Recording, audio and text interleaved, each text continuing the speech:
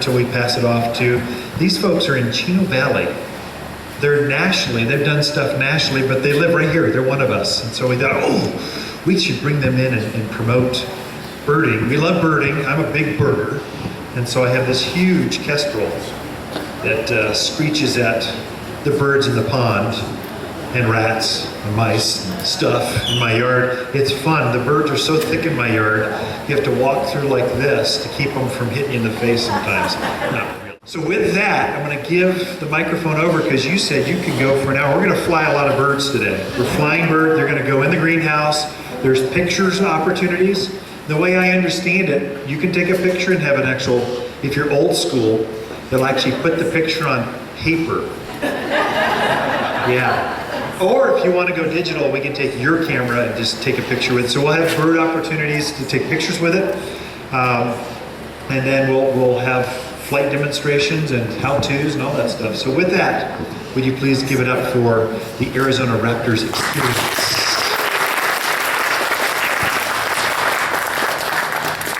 Thank you so much. What a nice introduction. Good morning, everybody. We're really excited to see such a nice crowd out this morning, even though it's so chilly, a little cold out this morning. My name is Anne Schell. This is my husband, Paul, and we are from Arizona's Raptor Experience. We are located in Chino Valley, and the main purpose of our organization is education.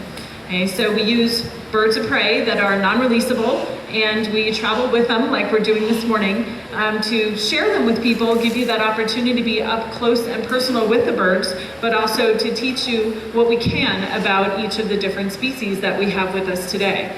So we're very excited to be here. Just a tiny bit about our backgrounds. I've been in education for most of my career. I was a college professor in environmental conservation and horticulture back in the state of New York. We've only been here since June, so we're still new to the area.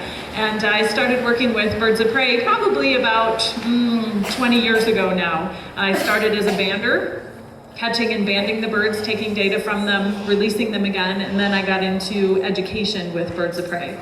And this is my husband, Paul. Do you want to say good morning, Paul, and introduce yourself? Good morning, everyone. Nice to meet you. Thanks for coming out. Great crowd.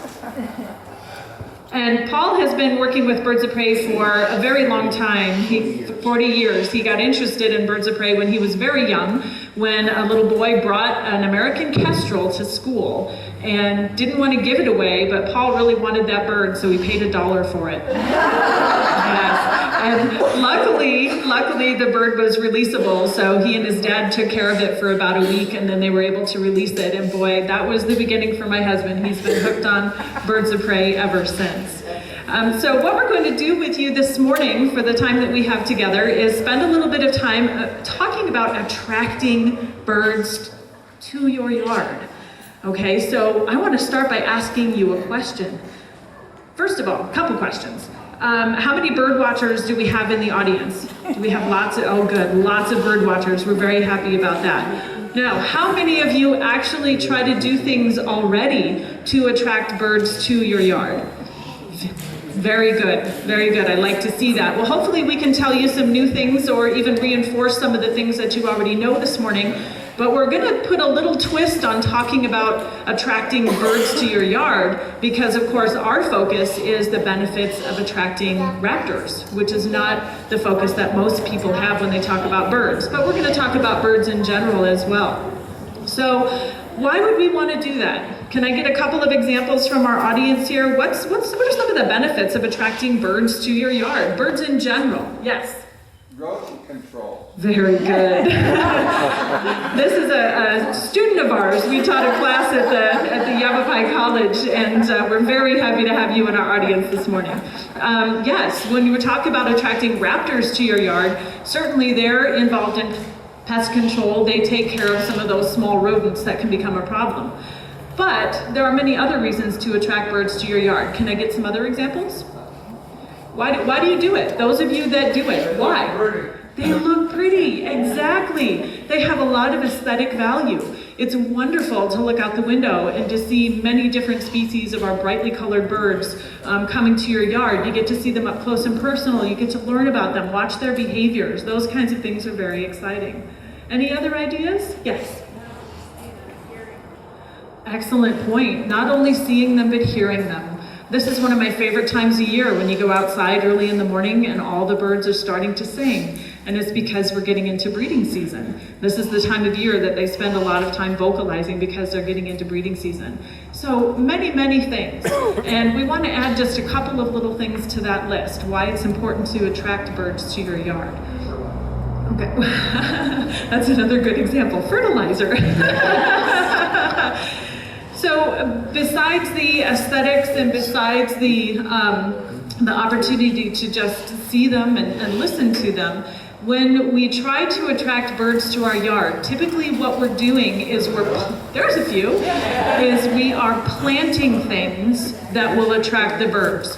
So let's think for a minute about some of the benefits of the different plants that we add to our yards. First of all, when you add plants to the soil, their roots hold the soil in place. Okay, we have big problems here with erosion, especially if the soil is not covered with wind and also with water in the monsoon season. So plants help to hold that soil in place so it doesn't go anywhere. The low plants also help to hold the moisture that's in the soil, reduces the evaporation rate. Plants can also add shade to the environment, which adds some cooling effect to your yard, especially in those hot times of year. Okay, so there's a lot of benefits of just simply adding plants to your environment. Okay, but in addition to that, when you think about getting involved with nature, and most importantly, getting children involved in nature, one of the things you can do by attracting plants to your yard is you can actually become what we call a citizen scientist. Has anybody ever heard that term before? Okay, just a couple of you. Well, citizen scientists are people just like you and me. We can easily get involved with places like Cornell Lab of Ornithology and the Audubon Society. They actually have programs that everyday people can get involved in as long as you have access to the internet. And what you do is you assist with backyard bird counts. Okay, and once you get good at identifying the different species, you actually follow a scientific protocol that they put on their websites, and you count birds at certain times of the day for certain periods of time. And you contribute to national databases about what's happening with birds in your area.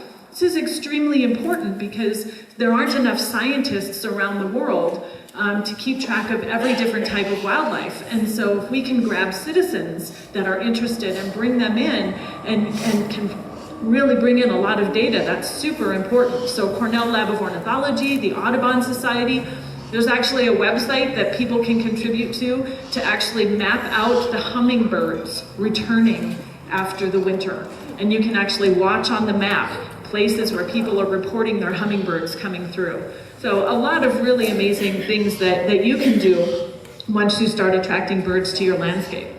So a couple of things that I want to say before we get into talking more specifics. One of those is that when you start to acquire plants for your yard, I'd like you to consider a couple of things. First of all, it's really good to try to use native species. Okay, and I know that they have native species of plants here at Waters because I've noticed many of them as I've been walking around looking at the inventory here.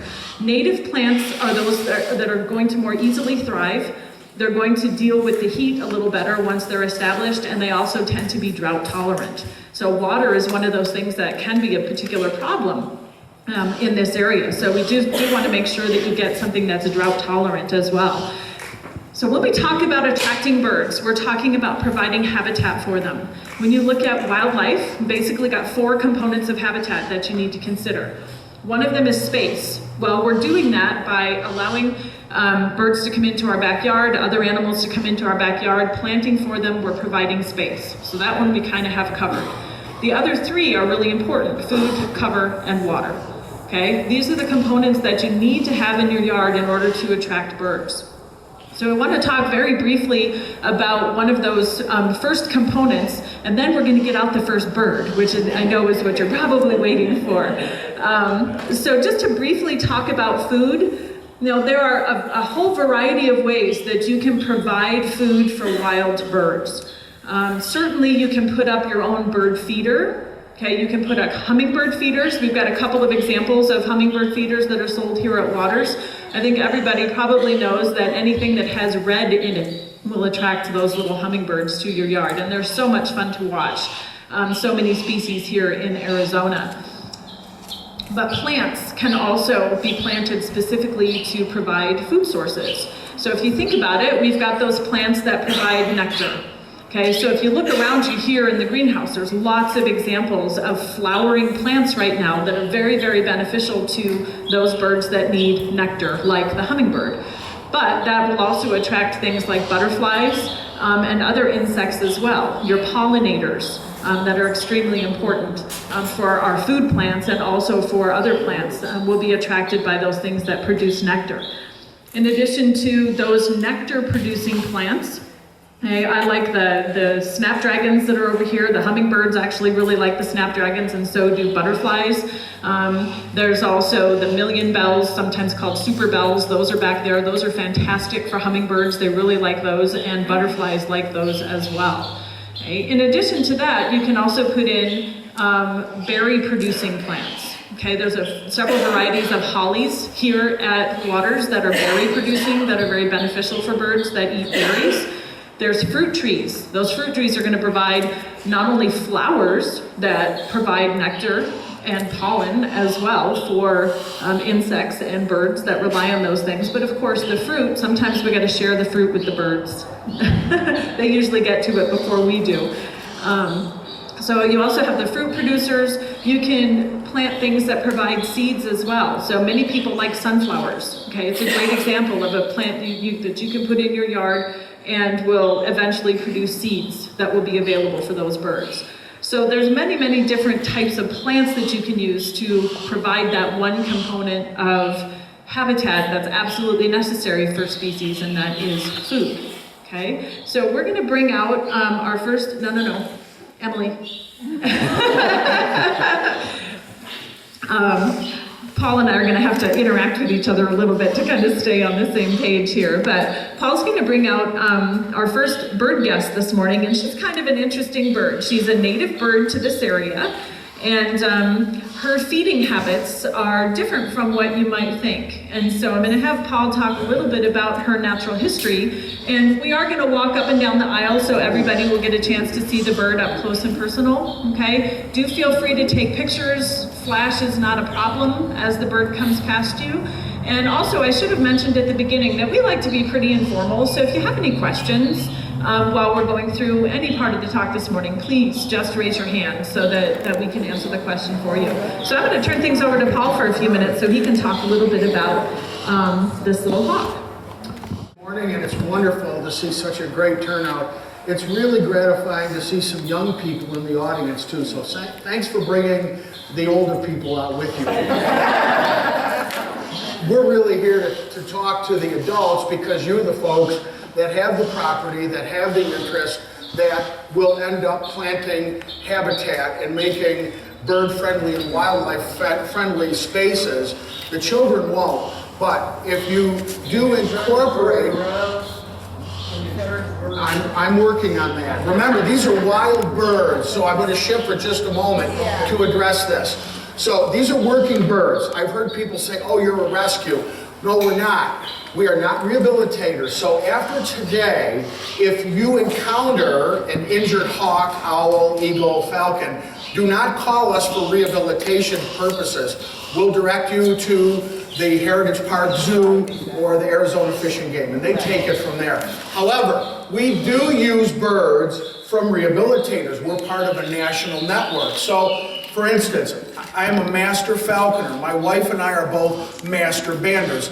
Our primary work is research and education and publication. So rehabilitation is not part of our protocol. But the birds we use, we select on being virtually cosmetically perfect and of a disposition that we can mold and shape for large group dynamics and interaction. And we also have to consider your safety and their safety first and foremost. So we're very, very patient people. Trust me, I can watch corn grow. Okay? And I'm a farm boy that grew up in corn country. However, we have about a 1 hour time frame, and we don't want to lose you today. We want to stay here. So as I walk around and share this beautiful juvenile Swainson's hawk, I want you to be aware that some of you today will have the opportunity, as Ken advertised, to handle the birds. Okay, so right up front, I want to tell you that you can handle Emily legally. Now you're saying, no, you can't. In Arizona and most of the U.S., a person is not allowed to even touch a native raptor. There are federal and state laws that we abide by to the letter. Okay, so we have to be aware of the letter of the law. However, as a falconer, I placed this bird on my master falconry permit recently, and she is actually in training to be released and to kill things and stay there with them and not fly away. But you can see she's already very well manned. That is a sexist term, but these terms that you might hear me use are 4,000 years old, before there was women's lib and equal rights. So I want to point out to you that this bird is very gentle. You can put a glove on and handle her. What we're doing to cover our costs to run our facility and our educational work, we're asking a $5 donation. That's real cheap, because you won't get these opportunities probably anywhere else in Arizona or most of the country. Only a handful of us who do this allow you to handle. I've been letting people handle raptors when I first started back in the early 80s, but in the last 30 years, lots of changes have occurred at the state and federal level. So just want you to be aware. We'll let you today handle and pose. We've got a beautiful little place there set up. You can take pictures with your cell phone or a camera, or we'll take it and run a print for you if you'd like. We can offer that to you. That's for a mere $5 donation. If you want to handle some really spectacular birds, there's a $10 donation, and that will be a Eurasian eagle owl, virtually the largest eagle in the world, and one of the rarest hawk eagles and eagle species here in the United States, an African hawk eagle. I have one of about 7 to 12 known in the whole country. So that allows me to let some of you who are interested actually say, hey, dude, I handled an eagle today. And that's just a hawk eagle. VS, that's related to the Arizona's most spectacular eagle, the golden eagle. They're both found in the same genus, Aquila or Aquila, depending on your pronunciation. So I'm going to back up now. We got a little bit ahead of ourselves because some of you say, oh, turn around. I want to take a picture of that bird. You're going to have a chance. We're not going to race out of here. I teach photography. I'm a published photographer and all that stuff. So that said, when I go into a school and I work with K through 5, I'm trying to make virtually professional photographers out of little kids who've never handled a camera or saw before. When I leave the school, the teachers say, this is incredible. My kids are taking poster, textbook quality pictures. That was the objective. So maybe indirectly through our work with raptors and plants and habitats, we are also making some of our young people really capable.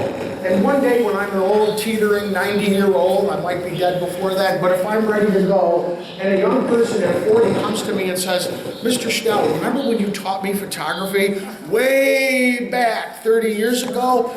Here I am today, a professional photographer. And we have people that come back to us now that they're old and they have kids of their own saying, wow, I got to handle wolves, or I worked with an eagle years ago. Thank you very much. We want to get our kids involved in nature. One way we do that is to use these spectacular, virtually cosmetically perfect, behaviorally well-adjusted raptors. How distracted you would be if this bird is baiting, flopping off the fist, screaming and yelling and carrying on. You would be distracted. You would leave there saying, I feel so bad for these animals. But these aren't just average run-of-the-mill raptors. They have come under the caress and professional handling of people who do this for their living. So that said, Anne mentioned to you birds, raptors that associate with plants. Indirectly, this bird does. Anyone know what the primary food of a Swainson's hawk in Chino Valley, Prescott is? You might think mice. They do kill mice, but if you look at the prey habits of Swainson's hawk, they eat huge numbers of insects. These are A-plus grasshopper hunters. So if you look historically at the 4,000-year-old art and sport of falconry, another friend of ours from the zoo. If you look at the food habits of Swainson's hawks, right on top of the list are grasshoppers, and then followed by lizards and reptiles and amphibians and mice, occasionally, very rarely, a rabbit, which, if you're a plant person, a gardener, rabbits and rodents are an anathema to what you love to do. And that's why we say attracting raptors is a good thing, because typically raptors crop off the tops of food pyramids or the ends of food chains. For some of you in the audience who go back to your earth science days in high school or your ecological training in grade school or in college. So these birds are very, very important to have. They're common. We only lived here. This is month number 9 of our arrival here in Arizona. So we find that we're learning some of the species that live here in Arizona. And this is a common one, particularly in Chino Valley. Now here we go. This behavior is preening. This is ideal. When a bird starts preening itself or preening its equipment, if any of you animal rights activists say that's called warbling, it's got an old medieval term for it. Falconry isn't just knowing how to train and hunt with these birds and getting them to come back with you so they don't fly away, but also understanding what makes them happy and contented. And that was called preening. That bird is adjusting its feathers, and when it does that, you'll see feather cuticle. Like your hair in the morning, you know how you get up and you do this sometimes, you're coming and stuff comes out, whether it's dandruff or dust from your pillows or whatever, that's what the bird's doing. And that is an indication, ladies and gentlemen, boys and girls, the bird is very healthy, happy, very relaxed. And people say, oh, you starve the birds into submission. No, that couldn't be further from the truth. If we did that, they'd fall off, they'd be hungry, they'd be screaming, yelling, and carrying on. Now, this bird actually is imprinted. Long story short, it thinks it's human. We didn't do that. We acquired it that way. So this bird, even if it escaped, which it won't, because it'll always come back to us like a boomerang or a frisbee, always comes back. That's a function of a bird being imprinted, thinking it's human. This bird, if it did escape, would never take its own kind. Swainson's hawk, Buteo swainsoni, if you're a Latin lover, it will never take its own. So it's essentially a genetic island, okay? I want to share that with you. We're here to promote, however, plants, but we're showing you today some of the birds that you invariably, inevitably, will attract to your backyard when you start to caress your living space with beautiful plants. And for us, as biologists, we say, birds are great. We keep life lists, and my wife's a falconer, and I am, and we do a lot of research with raptors. One day, Anne caught 42 red-tailed hawks. I was with her. It was amazing. They were dropping out of the sky, and I was in the back of the blind processing all of these juvenile red-tails back east and releasing them unharmed. But we, ourselves as scientists, use this data to support legislation or management protocols that protect these incredible winged predators. We call them dinosaurs because, after all, if you dig way back into their lineage, 50 million years ago, thereabouts, is when they began their ascent and their developmental differences between other birds, like these house finches here that are following us around today. It's really nice. I look out in the audience and I see some familiar faces. It's absolutely great. And I hope that you can spend the next half hour to 45 minutes with us today. Now remember, we're taking a bird out, we're showing you, we're going to make the relationship between the species and the plants that we're talking about. Here, a bird that eats grasshoppers and mice, we will keep once in a while, right, is going to use your backyard if you have plants, because grasshoppers and mice eat plants. And again, that's called a warble. The bird is just stretching. It's kind of waking up, like some of us maybe are here in the audience already this morning.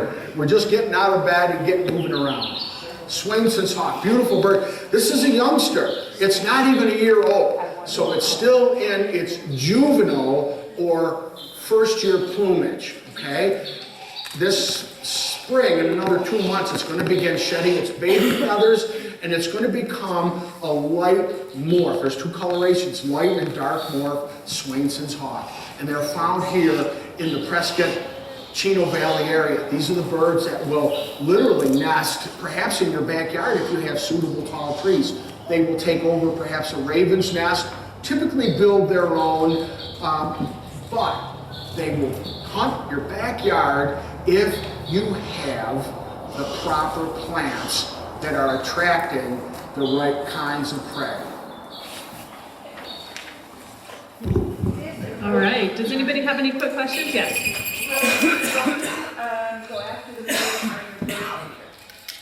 The question was, will this bird go after the birds on your bird feeder? Not likely. This particular species, like we said, is much more focused on insects. And the only time of year that they shift to other kinds of food is when they're breeding and they need more protein for their young to survive. And so then they typically switch to small mammals. I'm not saying they'll never take a bird, because they certainly could, but that's not typically their focus. There are other raptors, though, that, yes, will be focusing on the birds in your backyard. And we're actually going to talk about that in a little while, so I'm glad you brought that up. That's a really good question. So speaking of, yes, another question? Will yours get much bigger? No, that's a great question. Will the bird get much bigger? Typically when a bird of prey leaves its nest, it is at its adult size. Actually, they might get a little heavier, okay, because we all gain and lose weight depending on how much we eat. That's true for birds as well. And the only other thing that changes in some birds of prey is the length of their feathers. So I always talk about it like when a juvenile bird, like bald eagles, for example, juvenile bald eagles have a larger wingspan than their parents will. And I always like to think of that as they have training wheels or training feathers. Those longer feathers help them when they're first learning how to fly. So as the bird ages and molts in its adult feathers, the feathers actually get shorter. Okay, so, but that particular bird is the full size. She won't get any larger. Yes? Having a bird-friendly yard, would that prolong the lifespan of these birds? That's an interesting question. I really like that. Having a bird-friendly yard, will that actually help prolong the lifespan of these birds? Well, in a way it could, because you're providing them with a lot of the things that they really need. So if you provide the appropriate type of cover, for example, we're going to talk a little bit about cover, and I'll lead into that with your question. As we talk about cover, you have to think about the fact that different kinds of birds use different parts of the landscape. Okay, for example, we have a lot of quail in our yard. And the quail, as you know, everybody here probably has quail, and they're just wonderful to watch. But they feed on the ground, okay? And so if you provide food on the ground, that's one thing that will attract them in. But they also have to have cover. If you provide food in a big open space with no cover around, you're not likely to get as many birds, because those quail know that they are on the menu, okay, for raptors. And they need someplace to hide as well. And so when you think about providing cover for birds, you have to think about a layering effect. You start with that ground cover, okay? And that ground cover is going to be really important because it helps hold the soil in place, it helps reduce erosion, it provides some shading underneath, and it provides that wonderful cover for birds. As you get a little bit bigger into the shrubs, you can actually plant shrubs like many of the hollies, for example, that produce berries. You can find those here at Waters. I've seen them. And those are going to provide food, but in addition, they provide roosting sites because the quail tend to roost in the shrubs, not on the ground, but in the shrubs and larger bushy junipers and things like that overnight. So that intermediate kind of cover is important, and some birds might actually nest in that intermediate cover as well. And then you have to think about an upper layer where you actually have some trees. Okay, those trees are super important for the local environment. They provide shade, okay, which is something that all birds need here in the summertime. They need to be cool as well. Helps to prevent evaporation, keep the water that you do have in the yard. Can also, with flowers and fruit, provide food, but those trees also provide nesting sites, and they also provide roosting sites. So when we think about birds of prey, getting back to the question, birds of prey are going to use those taller trees probably as their roosting site. Most of them are using almost exclusively their vision daytime raptors in order to find their prey. And so a little bit higher perch is going to be better for them. By providing those things, by inviting them into your yard and providing those things for them, you can help with their lifespan because you're making food a little bit more available for them, and you're also providing them that nesting, that roosting site that protects them as well. When you think about raptors, you wouldn't think about them having as many predators, but any raptor that is smaller than a bigger one is a potential meal. So the next bird that we're going to bring out as we talk about cover is the little owl that some of you saw at the beginning here. And this little bird is a northern saw-whet owl that Paul is going to bring around and talk about a little bit. But they're the type of bird, they're found here in Arizona, up in the higher elevations, but they like those pines, and the spruces in particular. And so having those spruce trees in your yard can do a couple of things for your yard as well as benefit the bird. They like to roost in the daytime when they're not hunting or traveling. They roost in spruces quite commonly. Okay, it's a really, really nice environment for them. But you having several spruce trees in your yard could act as a nice windbreak. Okay, so prevents the wind, prevents that wind erosion, but also provides cover and roosting sites for birds of prey. One of the other things that Paul is going to talk about a little bit as he walks around with this little bird is her nesting habits, and one of the other things that we can do as humans to provide them with nesting sites. You ready to take over, Paul? Yeah, so small raptors need nesting spaces as much as large raptors, including eagles, do. So, on your property, if you're very fortunate to have dead trees, branches are broken off, and in the place of a branch, a hollow starts, a cavity as we call it, you already have created or are maintaining cavities for cavity nesting species.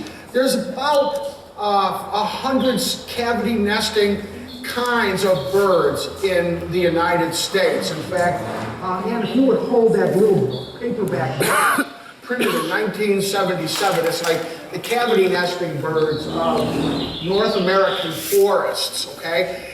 You can find a lot of information on the computer today.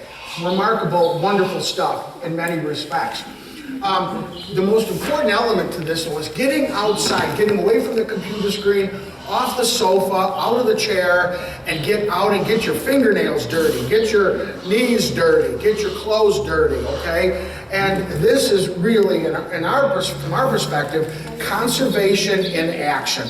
A lot of people talk today about doing more for wildlife. You know, we want to teach our kids to save elephants and rhinos from poachers. Well, a great place to start is your backyard, showing your son, daughter, grandson, granddaughter, etc., how to plant and what goes into nurturing a plant. It's not just as simple as healing something in a little spot in the soil and expecting it to grow. A plant is like a child, right? You have to spend time nurturing it, watering it, preventing pests and other animals from eating it. I mean, everything wants to live. This particular little bird, the saw-whet owl, responds to cavities in your backyard. Now, that box right there, open that up if you would. It's pinned on the front, and Ken has very graciously made the plans available on the Waters website. So you can go there and download a copy.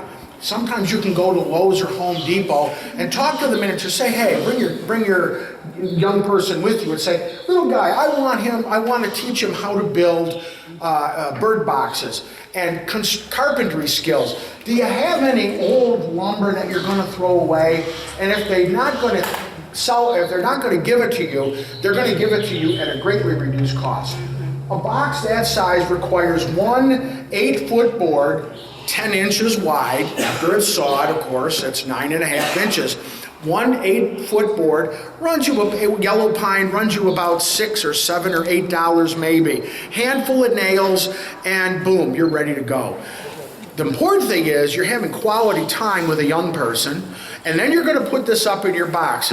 This is what started my life's work with birds of prey. At 14 years old, 42 years ago now, I began putting up bird boxes that I learned how to build at a local 4-H class. I ended up years later teaching the class and so forth. But the important thing to remember is that when you put these boxes up, you need to put some aluminum flashing around the base of the tree, 2 to 3 feet high. If you have raccoons in your neighborhood, they will smell your scent, and believe it, it's like ringing a dinner bell. So you check your box, boom, bam, you come down, and the raccoon at night is prowling around. Smells like dinner, up they go. And in one study area, my colleague found that with 10 boxes, all 10 boxes were depredated by raccoons. That's a bad thing. So putting up boxes is a great thing, but you need to prevent predation. Those boxes are a little on the big side for this little fella here. This is a 6-inch adult saw-whet owl. Now here in Arizona, you have western screech owls as well. We didn't bring the western screech owl today because you can see those around. But these are the adorable little birds. Anne was talking about concealment cover, for instance, an escape cover. Very important. If you have evergreen trees in your property, 10, 12, 14 feet tall, those are great places for screech owls and saw-whet owls to roost during the day. At night, they leave the roost and they're out hunting all the little critters that are nocturnal around your house at night. So you don't need rat poison. You don't necessarily need mouse traps. However, planting those sorts of cover is very critical for the roosting component, the daytime roosting component for saw-whet owls.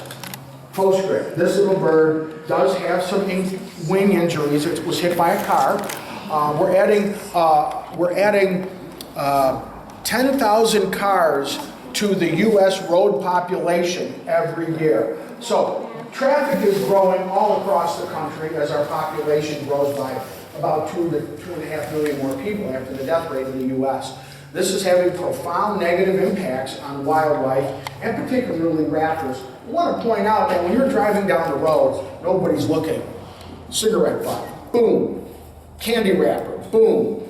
Chewing gum, boom, out the window. I'm not saying that you do, but if you're with somebody that does, nudge them and say, don't do that.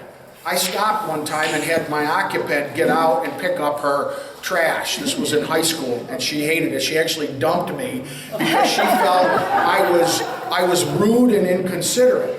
Not so much, Diane. You fired the first shot. And we waited at a 4-way intersection while she got out and picked up her candy wrapper. Here's why. Candy wrappers and cigarette butts and cigar butts, they're aromatic. They smell wonderful. Well, guess what?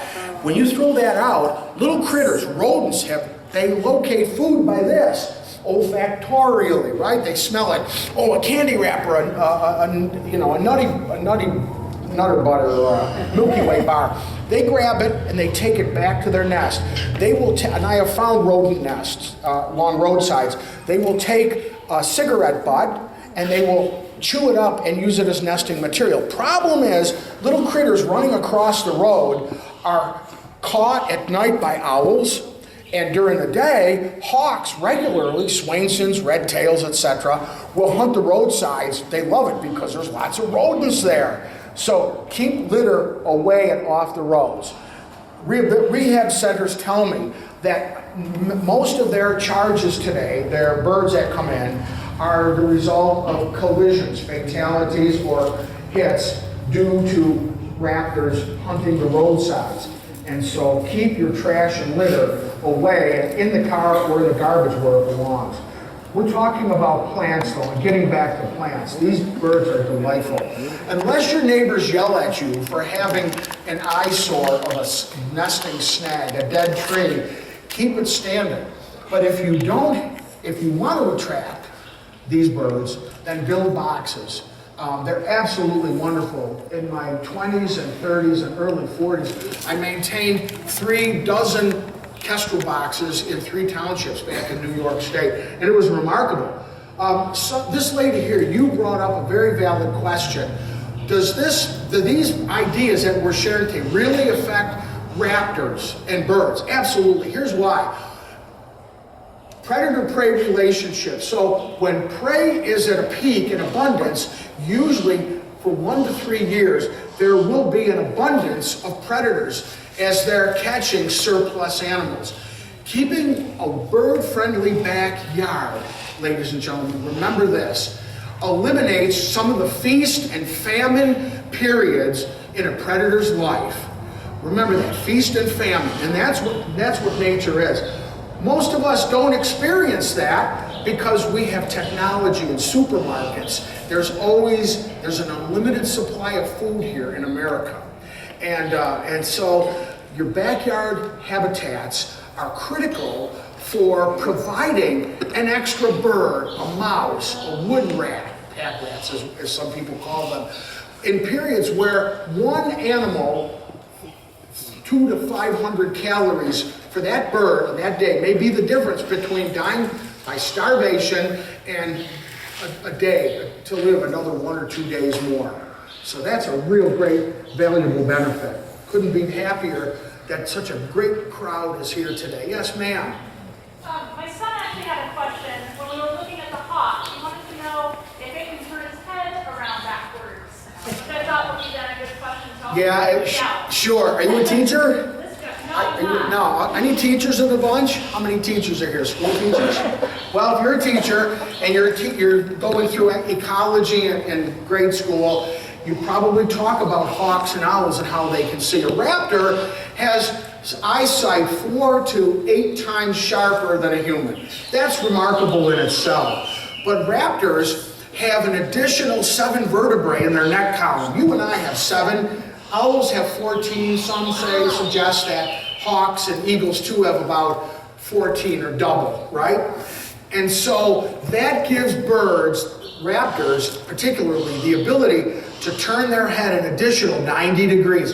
Very quickly, look over your right shoulder, look over your left shoulder. Half a circle, simple math, right? A raptor, looks over its spine. That's 270 degrees. If you blink, and they do it so quickly as they can, it will look like the head can swing right around in a circle.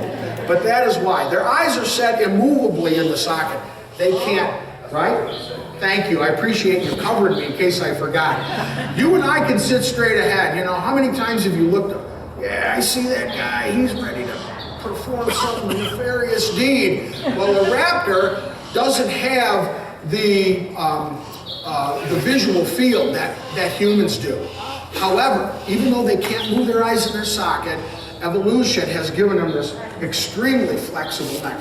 We say that raptors evolved from reptiles. You know about snakes. It almost looks like a snake can double over on itself. That's like a chain. All those the more links in the chain, the greater the flexibility. Yes, sir. Regarding the bird boxes, if someone doesn't have a particular large tree in the yard, but they have buildings or such, can you attach a bird box to the top of a building? Would the bird be attracted to that versus a dead tree or an evergreen? Absolutely, absolutely you can. Now remember, it's all about placement. If you want kestrels, some call them sparrowhawks. They're actually not, they're falcons. But if you want kestrels and you've got hedgerows or solitary tall trees, that's where you'll put boxes to attract kestrels. If you want to attract saw-whet owls and screech owls, these are birds more of the coniferous habitat. Now, coniferous, pines. You put boxes here in Prescott Valley or Prescott National Forest where some of you live, the edge of these evergreen areas, ecosystems, you'll more than likely attract owls. But always remember this, you can put kestrel boxes about 100 yards apart. You don't need a quarter mile in between boxes. That's old wives' tale. My research for 30 years actually substantiated this. You can have a pair of kestrel boxes at the end of a football field apart. Even if you have a small backyard, don't be discouraged. You put a box up, but it's important, remember, to get aluminum flashing, keep raccoons off, and you must keep cats from the neighborhood because cats will not only kill young owls and hawks and falcons that have left the nest and haven't begun to fly yet. If they're on the ground, it's open season for a neighborhood marauding cat. But more importantly, put the boxes up and take care of them. Don't visit them too often though. If you see a kestrel or an owl in and out, stay away, because the mere presence of us will cause birds to abort their territories. And remember, birds don't smell fear and they don't smell us. They have poorly developed olfactory lobes in the skull. They're very visual. And so a hawk or a falcon or any songbird that sees a human near the nest will typically abort the territory for that year. So you could in essence, have great habitat, but because of cats or too much human poking around and nosiness will cause the birds that you want to attract to not even nest there that year. How big should the aluminum flashing be to keep a raccoon or cat out?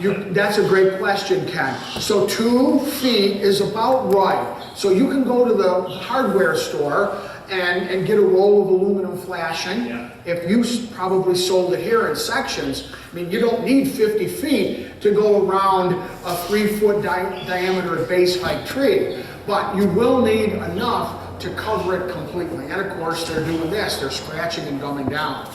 Back east, where many of us put up wood duck boxes on poles out in wetlands and swamps, we would make a cone, and we put a cone around the pole. And this way the raccoons would swim out from island to island or muskrat lodge to muskrat lodge to get out to the box. They know those boxes have eggs or babies in them. And they will try to climb the pole. They're great climbers, right? Like squirrels are. But they get up under this roof and they're done. We'll make sure that they get the instructions that you. We'll email that out. So if you put your list on your name, email on, we'll make sure you get the copy of that box. And then the plant list. It's a 2-page local plant list. Wonderful, thank you. Yes, question. What if we want to put up more than one box in your yard? Is there some rule of thumb on which kinds to put or not put together, or could you address that? Because we have an acre, and that's not real big, but I'm thinking we do not want to put an owl box in the Oh yeah, you could have 2, the boxes are essentially identical, okay? Some authorities say this is just about right for a kestrel, and it is. It has to do with the bottom of the hole, the 3-inch hole, from the bottom of the hole to the bottom of the box. Longer ones, say 20 inches, are great for wood ducks.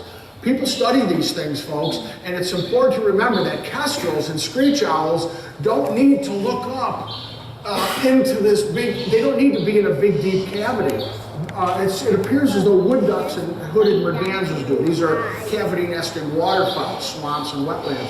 But here in Arizona, this is just about the perfect size. So if you have a kestrel using a box at one end of your half acre, which is fine, by the way, I put one on either end of the property, you want to give them proximity.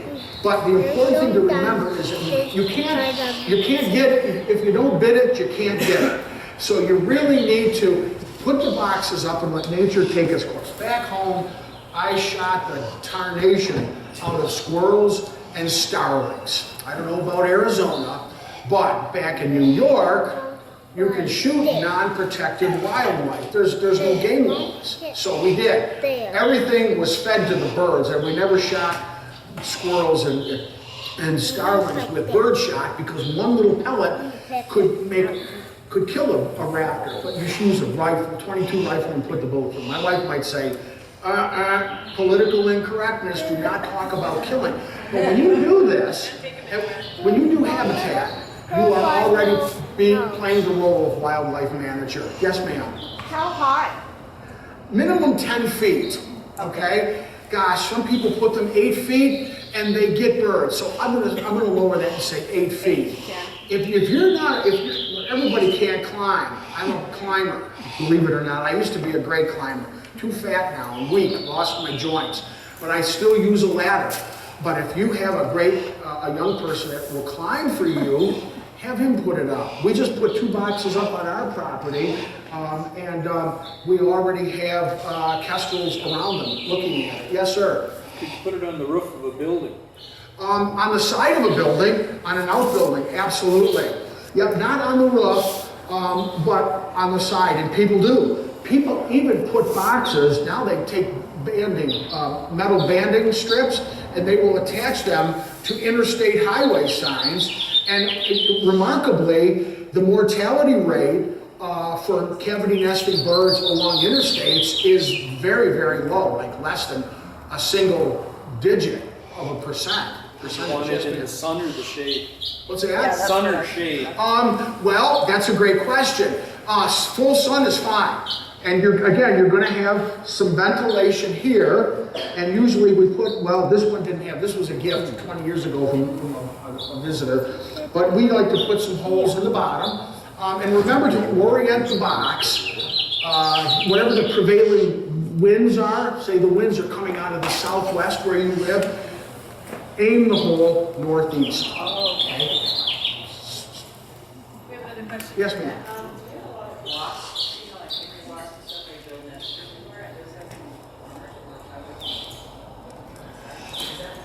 It really isn't. Paper wasp nest. In my 35 years of researching kestrels and boxes, honeybees are the big one. And not even. If you put 100 boxes up, if you get 1 or 2 boxes that have insect usage, that's pretty big, really. So it's almost non-existent.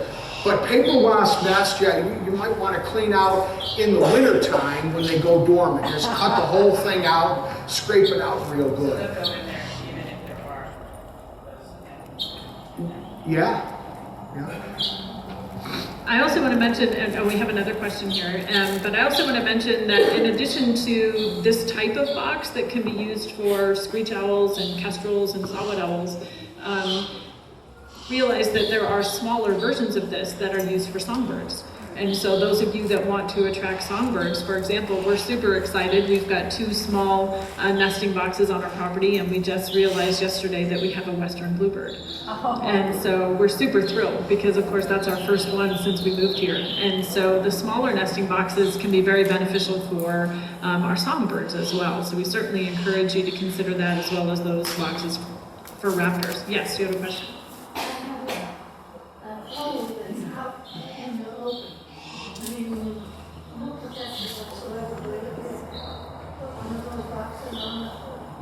Yeah, the question was about, she has a pole, just a pole that's out in the middle, there's no cover around it. Would it be okay to put the box up on the pole? Yes, it would.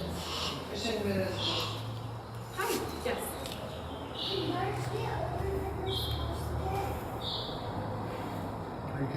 Can birds get older than they're supposed to get? Is that what your question? Yeah. Okay, Yeah, they beat the odds. We had a red tail that we acquired in New York, and it died last August at 37 and a half years old. World's record, the oldest known red tail hawk. And we have a fully documented life of this bird that was once owned by a very well-known naturalist and falconer in New York. He became ill and said, here, I want you to have this bird, you take good care of him. And yeah, so he was a really great program bird, but he just died. His lungs gave out. I was there with the veterinarian assisting in the autopsy, and it was amazing. He died of pneumonia and organ failure, just like people. So yeah, birds can get old, particularly in captivity. It's important to remember that in the wild, raptors generally have a 50% mortality rate their first year. But once they come into captivity, they have all the luxury and accommodation of a human, let's face it. Unless, those of us who hunt with the birds though, sometimes birds will meet untimely demises. Hit by cars, electrocuted, they'll chase a rabbit for you when they don't see the barbed wire fence and they get ripped up. So they have issues too, but as a general rule, captivity favors birds of prey. And in the wild, by doing habitat, you are essentially prolonging their lives. It's a good thing. Okay. Yeah. Okay. So, Anne is going to be bringing out, we always say that next to the Blakiston's fish owl of Russia, the Eurasian eagle owl found across Europe and Asia, and the very northern tip of Africa, it's really across that mid-continental latitude, that this is the second largest eagle owl in the world. how did they get the name eagle owl? Well, best we can figure, when people were naming these massive birds from across the pond, they were so big, they reminded these early naturalists of an eagle-sized bird. And so we have a pair of them. They're heavily imprinted. They were captive bred. Friends of ours actually breed these and sell them in the open market, legally, of course. So we want to point out that this bird is like our great horned owl in Arizona on steroids. It's about 2.5 times the body mass and about twice the size of the common great horned owl. And except for the pumpkin-colored eyes, most of you couldn't tell the difference, at least initially. But these are the birds that you see lately on TV commercials. We're prohibited under the Migratory Bird Treaty Act to use native birds of prey for commercial purposes. And that's why today fish crows and European and Asian falcons and eagle owls are used for commercial ad work here in the United States. This bird weighs, well, I'm going to ask you, taking a peek at it, how much do you think this bird weighs? Half a pound? You said 12 pounds, so 12.5 divided by 2, that's pretty close. About 5.5 pounds. Yeah. These birds are so powerful that in the wild, they kill animals as large as turkey and Canada goose-sized birds, rheas, bustards, and even small deer called roe deer, R-O-E. This is like the American equivalent of Florida white-tailed deer. They're very, very tiny, but they're powerful. Great horned owls, when they are hungry, they will kill during the daytime. And what we want to point out to you is that once you start, you will be amazed when you start caressing your property with plants, you now are, remember, you're creating a thermonuclear reaction. And so the plants are the basis of all food chains and life on Earth. Did you know that 2 out of 3 forkfuls of food, 2 or 3 mouthfuls of food that you put here are the result of pollinators that are creating the food which ultimately is consumed, if you like lamb or beef, chicken, turkey, etc., in addition to just plant crops that we eat. However, great horned owls, a micronized version of this Eurasian eagle owl, will occasionally take small animals, including small cats, or I should say cats and small dogs. Now, they're not going to lift them away. Now, I want to point out that recently, somebody on Craigslist, and we don't do that, but another falconer from down in the valley emailed this to us. There evidently has been raptor depredation here in Prescott Valley. Maybe you saw it. And somebody wrote, meant well, keep your dogs and cats indoors, stupid, because there's goshawks in Prescott Valley. We know that. But he went a little further and embellished it and said somebody lost a 7-pound chihuahua to a goshawk. Well, how do you know that? Well, it flew over the fence with it and disappeared. And that, because somebody suggested that the dog was stolen out of the backyard. Not so much. From our backgrounds, and I used to be a trapper in high school and college. I was a long line. I set snares and traps and caught all kinds of stuff. So I am truly a hook and bullet naturalist. I'm not a tree hugger. I don't eat a lot of granola. I think it's great. But the point is that it was probably a bobcat or perhaps a coyote that jumped the fence with a small dog. The raptors are not going to lift more than themselves. However, great horned owls might be the only exception. 7 pounds, perhaps. Typically not, though. So don't worry about raptors coming in and cleaning out your backyard and everything. They're not going to. But you are going to have these magnificent birds attracted to your backyards once you begin planting plants and attracting the components of food chain, mice, birds, and so forth. Could you talk about his feathered fan? The feathered feet, yes, great, we will. If you notice this bird's feet, typically people say, oh, look at it, it's got fur to its claws or talons. Well, it looks like fur, but those are actually modified, specialized feathers to keep the toes of non-migratory birds warm. It actually is like putting little jackets or mittens around each toe. By having feathered toes, owls can live in our backyards or nearby year-round. What drives birds to migrate? Cold temperatures and lack of food. Owls are the exception to this. They will usually live within 1 or 2 miles of where they were born.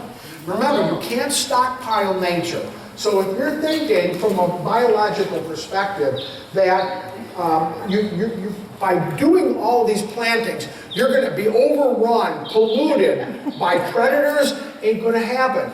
Because starvation, diseases, accidents, and so forth all reduce predator numbers from building up. So you can't stockpile nature. And nature abhors a vacuum. Maybe you've heard that term before. In other words, if one predator is removed, oftentimes, theoretically, there's another predator, same species, that's going to take that bird, that animal's place, whether it's a predatory hawk, owl, falcon, or a fox, coyote, bobcat. That's why trapping and hunting has virtually no impact on population density, because when hunting season happens, that is the peak period when these animals experience the greatest numbers in a population or in a given area. Fascinating bird, the Eurasian eagle owl, has a 40 to 50 year lifespan in captivity, and they're big.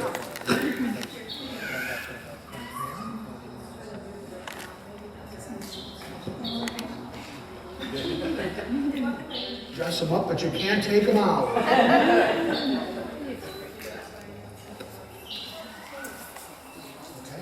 So, because of time, we're just going to bring out another squirrel. Okay. We don't want to run over too much because we want to do a flying demonstration yet, and that's going to be really fun.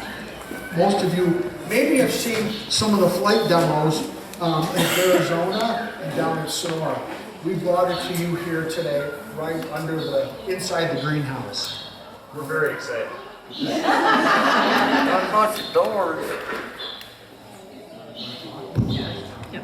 So Paul is going to get out a very rare bird, and the reason that we brought her, even though she's not actually native to Arizona, in fact she's not native to North America either, this is an African hawk eagle.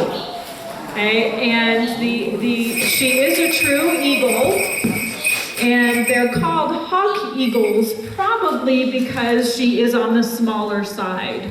And so it has to do with their size and shape. But this is an African hawk eagle, native to Africa, of course. And the reason that we brought her, besides the fact that she's a spectacular bird, you're not going to get an opportunity to see this bird very often. And so we like to bring her when we have audiences that are interested in birds just for that purpose, but also gives us a chance to talk a little bit about diversity.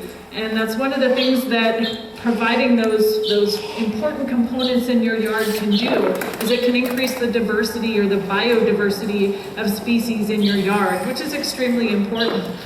You compare someplace like a golf course, there's probably some golfers in the audience. When you go to a golf course, all the grass is trimmed nice and low. There's not a lot of cover available. Usually there's water traps, so there's a little bit of water. But you don't find a huge variety of species in that kind of environment. But in your backyard, if you're using that layering system with the different kinds of plants, and you're providing plants that have food like berries and nuts and nectar, You can increase the biodiversity in your yard tremendously. And like Ken was talking about earlier, you can see lots and lots and different kinds of species of birds in your yard, which is really the goal that I think a lot of us here have, to increase the number of species that we actually see. So while Paul is walking around with the African hawk eagle, I also just wanted to cover very quickly the last component of habitat that we haven't really talked about yet, and that is water. Okay, and here in Arizona, we know that water is probably the biggest limiting factor for most wildlife. Water isn't that available to a lot of animals on a regular basis, and so any water that we can provide in our backyard is going to draw in animals. Okay, and so you can provide water in a variety of ways. You can have a water feature, like a small pond. You can use bird baths. There's some beautiful bird baths here at Waters. I've got my eye on a couple of them. But one of the things I want to tell you about those bird baths is there's a couple of ways you can present them in your yard. So, did she miss?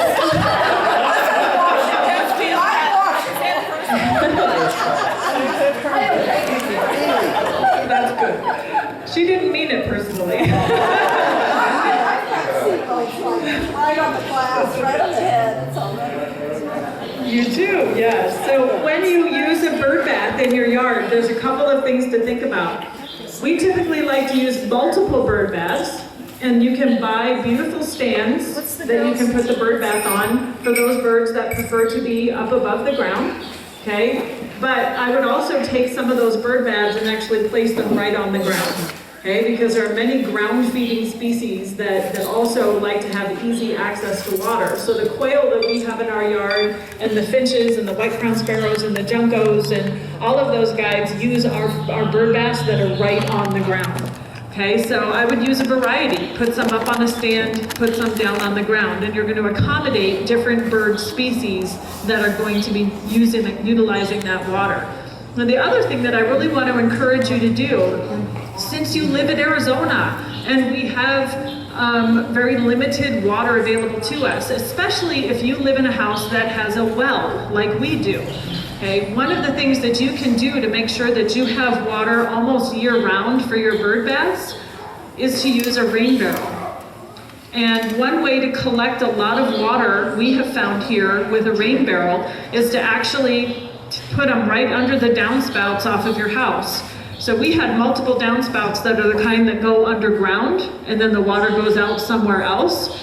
We cut those right off, put a 50-gallon rain barrel right underneath those, and one good rain fills almost a 50-gallon rain barrel. And then we have water throughout the year for all the plants in our yard. We have on our bird enclosures, we have 12 50-gallon rain barrels. And we never have to take our well water to do anything for the birds because we have 50-gallon barrels of water that are full almost, well, as long as we've been here, they have had water in them. Even through the past 4 months when we haven't had any rain, we still have water in those from the monsoon. So rain barrels are a really great way to collect water so you don't have to worry about having water to water your plants or to provide it for your birds. Yes? I also use the little spinner in the water that's right in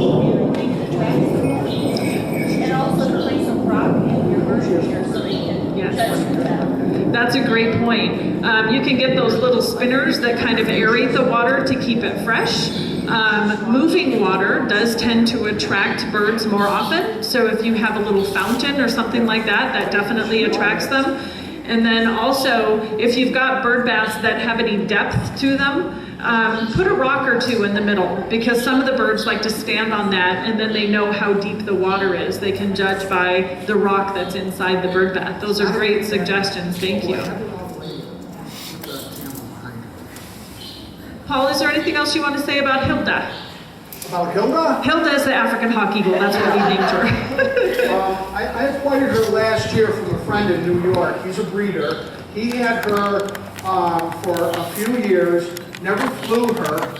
His local sponsor told me the reason he sold her because he was afraid of her. This bird is actually, it was just in the last 3 years, refamilied. It was formerly in a group that included hawk eagles, and it was now put by taxonomists. These are scientists who classify animals based on some shared characteristics or traits. This bird is actually related to the golden eagle of the western United States.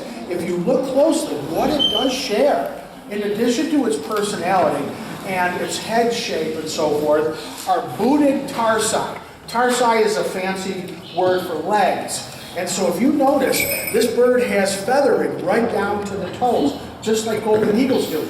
Golden eagles and bald eagles, folks, are not related at all. They're not even distantly related.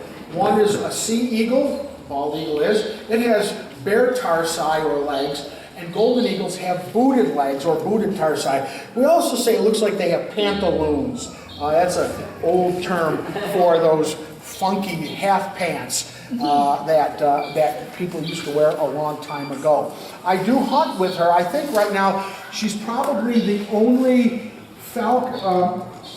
African hawk eagle flown in the United States, because they are so very, very expensive and rare. Most people who acquire them keep them for breeding purposes. Well, I was a former old Corvette owner, which I restored, and if you know anything about me, if I have a really beautiful chopper, or and I have a couple of choppers and a Corvette, I want to have fun with them, race them a little bit, and enjoy them. And so I'm so glad, because now this bird is able to fly. We snapped telemetry on her leg, and we got a big enough place with rabbits that we let her go and we chased them. She loves to fly. And when we took her to the falconry meet here in January in Kingman, she was a huge hit. A lot of beautiful photographs made of her. And so it gives her a new lease on life. She's not stuck in a breeding chamber anymore all alone. And because of our situation, the birds, as you can see, are very relaxed and comfortable because we're with them all the time.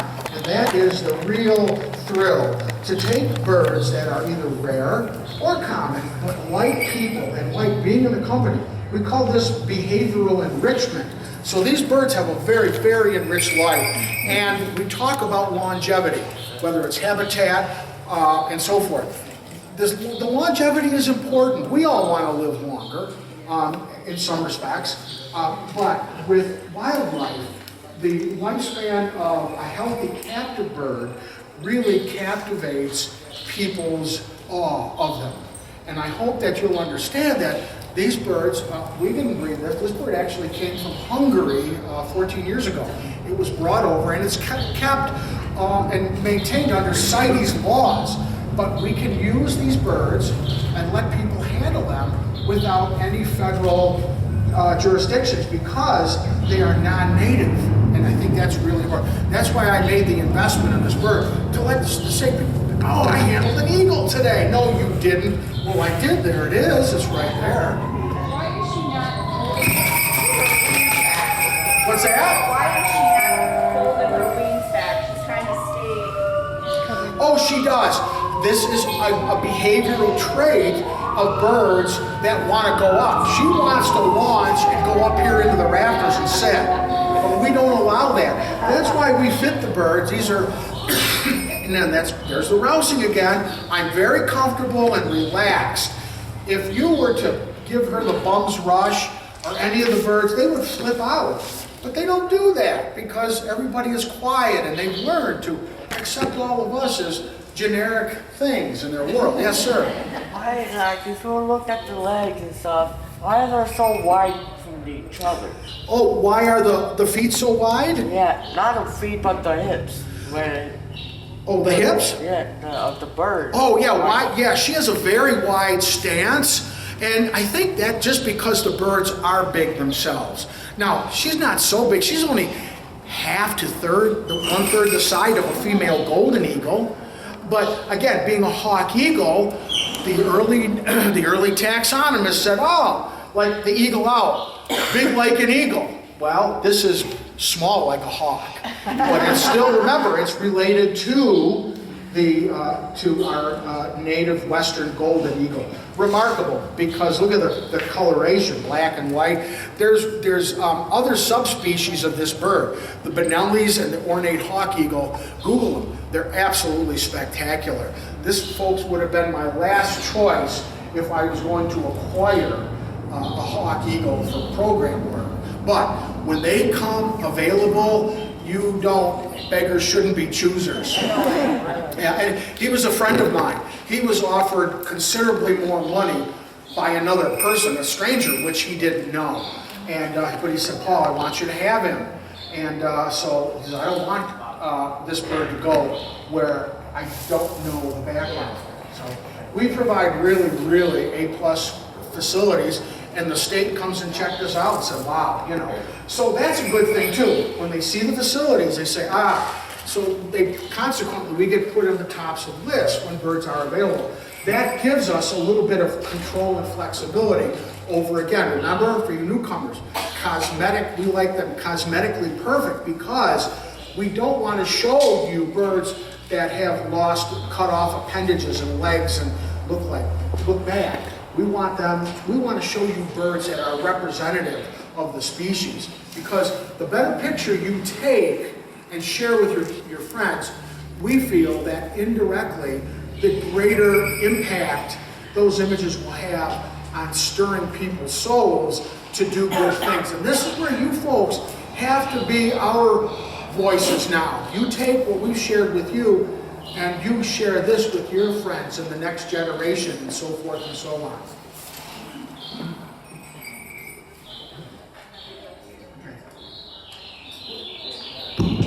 So now we're coming to the grand finale of our program this morning, where we do want to take out the last bird that we have with us today and actually do a flight demonstration. Do you remember the name of this species? Harris's hawk.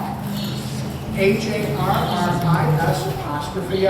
Perhaps the most popular falconry bird in the world today. They are absolutely incredible. The pair that we have hunts like a pack of wolves. We've hunted with as many as 4. They hunt together, they kill together, and they share the food together. Remarkable.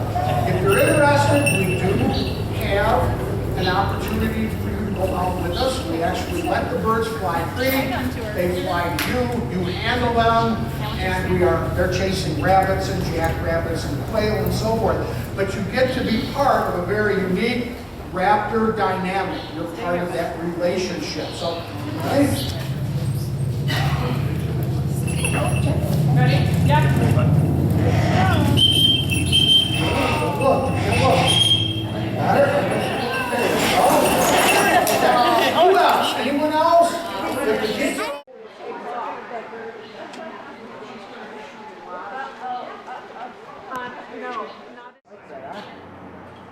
Push into the back of the legs, like that. You're almost there. You're almost there to say, I handled an eagle. You won't believe this. And your friends will not believe this. Until you go on a website and look up African hawk eagle. 3 words. Now, you're going to be in control. Okay? I absolutely love it. I almost bought one 3 years ago, and I regret it. I'm still going to have it. I'm going to pull away. Remember, pull real tight and smile. Yeah, that's the best that eagle's ever looked. Called a Harris's hawk. Harris's hawk. Yeah? If you go on our website, all the birds are there with their names and a little bit of information about them. Okay? You can learn more about the bird that you handle. This is Coda.